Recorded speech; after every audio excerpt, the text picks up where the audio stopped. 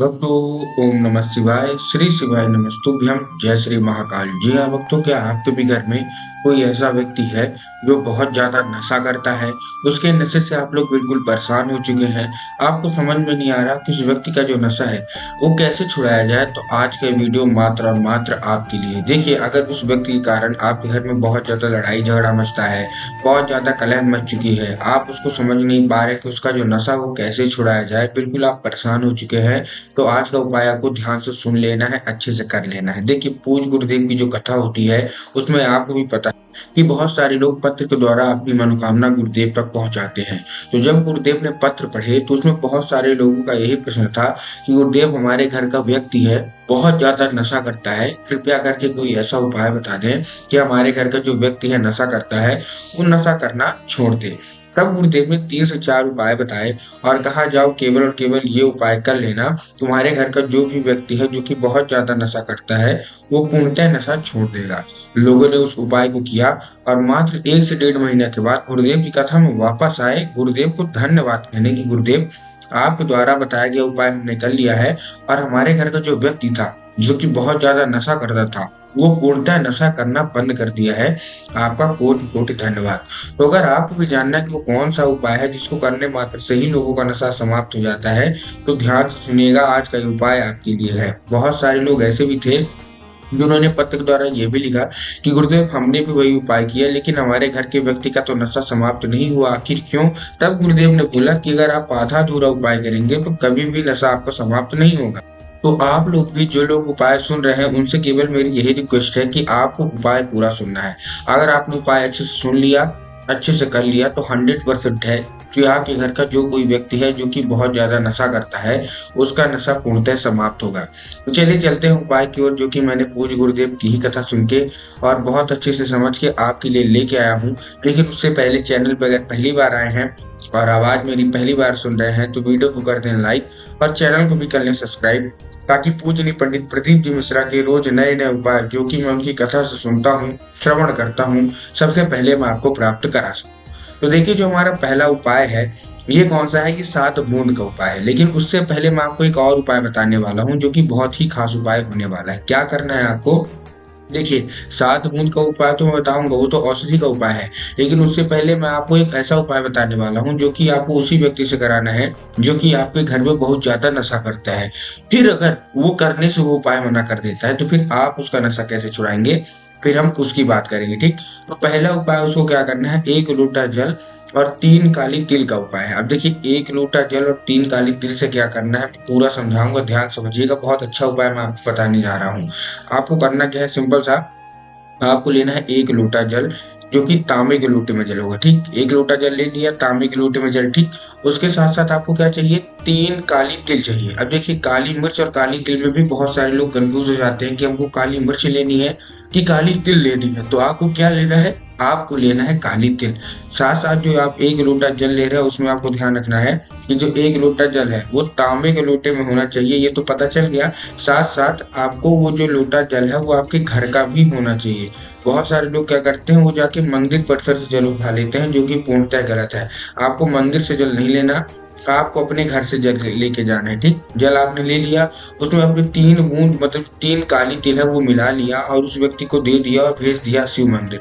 शिव मंदिर भेज दिया आपने। शिव मंदिर भेजने के बाद आपको क्या करना है, उसको बोलना है कि दक्षिण दिशा में खड़ा हो जाए, उत्तर की ओर अपना चेहरा करके। कहा, दक्षिण दिशा में खड़ा हो जाए, उत्तर की ओर अपना चेहरा करके।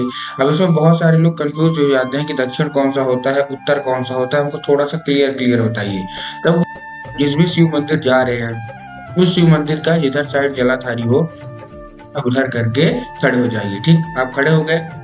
खड़े होने के बाद अब आपको क्या करना है, जैसे ही आप खड़े होंगे तो खड़े होने के बाद आपको श्रम्भेश्वर महादेव का नाम लेके उनको बोलिए कि श्रम्भेश्वर महादेव का नाम लेके अर्पित करके। पूज्य गुरुदेव कहते हैं कि अगर उस व्यक्ति ने लगातार केवल और केवल यही उपाय कर लिया और तो उसकी सारी की सारी जो नशा का आदत है वो मात्र 1 से 1.5 महीने के अंदर समाप्ति की ओर आने लगेगा। जीवन में वो कभी भी नशे की ओर बढ़ेगा ही नहीं। पहला उपाय आपको ये करना है। अब देखिए, हमको भी पता है, आपको भी पता है कि जो कोई व्यक्ति नशा करता है वो क्या करता है, वो पूजा पाठ में बिलीव नहीं रखता, वो ना कोई उपाय में बिलीव रखता। तो आप उसका नशा कैसे छुड़वाएंगे, अब हम उसकी बात कर लेते हैं, ठीक। करना क्या है, देखिए आप ध्यान समझिएगा। जितने भी महिलाएं हैं जिनका पति नशा करता है, जिनका बेटा नशा करता है, जिनका भाई नशा करता है, भतीजा भांजे या घर का कोई भी सदस्य नशा करता है, तो आप उसका नशा कैसे छुड़ाएंगी? आपको लेना है 1 लोटा जल और क्या उसमें 3 बूंद गंगा जल। क्या लेना है? 1 लोटा जल लेना है, 3 बूंद गंगा जल ले लिया। लेने के बाद आपको पहुंच जाना है सीधा सीधा शिव मंदिर। ठीक, शिव मंदिर पहुंच गए।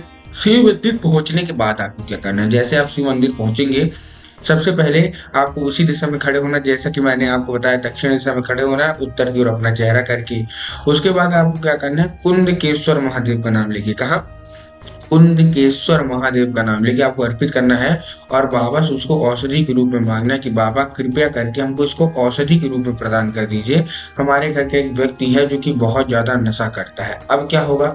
अब जब वो जल जलाधारी से नीचे गिरेगा तब वो साधारण जल नहीं गिर रहा, अब वो क्या है? अब वो औषधि का जल गिर रहा। तो आपको क्या कर लेना है? आपको किसी दूसरे पात्र में उसको भर लेना है। ठीक, आपने भर लिया। भरने के बाद आपको क्या करना है? भरने के बाद उसको चुपचाप लेके अपने घर आ जाइए। घर आ गए, घर आने के बाद आपको क्या करना है? आपको उसी व्यक्ति को वो जो जल है पिला देना है जो कि आपके घर में नशा करता है। अब देखिए, अगर वो साधारण रूप से पी लेता है तब तो बहुत अच्छी बात है, लेकिन अगर पीने से मना करता है तब आपको क्या करना है? वो जब भी पानी पीने को मांगे या जब भी चाय पीने को मांगे तो आपको 2-4 बूंद इस जल का मिला के दे देना है। पूज्य गुरुदेव कहते हैं भले ही चुपके से ही, अनजाने से ही वो औषधि ले रहा है, लेकिन वो औषधि ले रहा है यही बहुत बड़ी बात है। अगर उसने लगातार 1 से 1.5 महीना ये औषधि ले ली तो उसका जो नशा है वो समाप्ति की ओर बढ़ने लगेगा। ठीक, ये था दूसरा उपाय। अब हम बढ़ते हैं अपने तीसरे उपाय की ओर। इसमें क्या है? ये बेल पत्र का उपाय है। आपको इसमें चाहिए 3 बेल पत्र। क्या चाहिए? 3 बेल पत्र। 3 बेल पत्र जब आप लेंगे तब आपको ध्यान रखना है कि बेल पत्र कहीं से भी कटा फटा नहीं होना चाहिए, कहीं से भी खंडित नहीं होना चाहिए, कहीं से भी मुरझाया हुआ नहीं होना चाहिए। बहुत सारे लोग गलती क्या करते हैं? बेल पत्र तो ले लेते हैं लेकिन यही नहीं देखते कि बेल पत्र कहीं से कटा फटा है कि नहीं। बहुत सारे लोग तो एक पत्ती को ही बेल पत्र मान लेते हैं जो कि पूर्णतः गलत है। आपको भी पता है कि एक पत्ती का कोई बेल पत्र नहीं होता। 3 पत्ती मिलकर जो बेल पत्र बनती है वही आपको बेल पत्र ले लेनी है। ठीक, आपने ले लिया।